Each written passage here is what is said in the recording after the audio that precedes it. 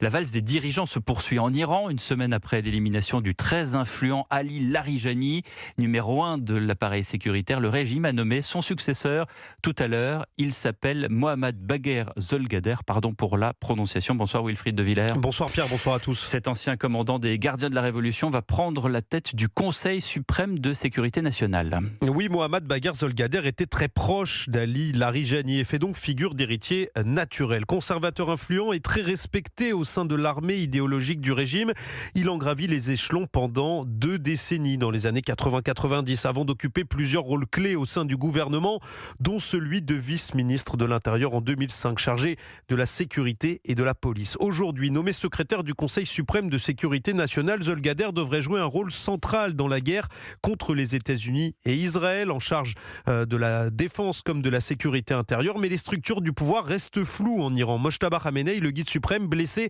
n'a toujours fait aucune apparition publique depuis sa nomination. Alors pour l'instant, il semble que ce soit en réalité 2 hommes qui se partagent publiquement du moins le pouvoir en Iran. D'un côté, Mohammad Bagher Zolgader, de l'autre, Mohammad Bagher Khalibaf, actuel président du Parlement, qui pourrait jouer un rôle diplomatique central dans les jours à venir. Ce dernier serait, selon plusieurs sources, le médiateur iranien dans les pourparlers entre Téhéran et Washington. Merci de ces précisions, Wilfried de Villers.